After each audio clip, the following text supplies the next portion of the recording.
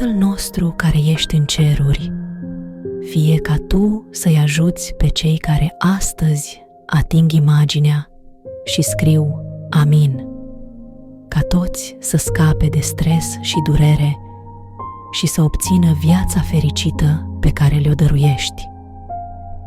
În numele lui Iisus Hristos.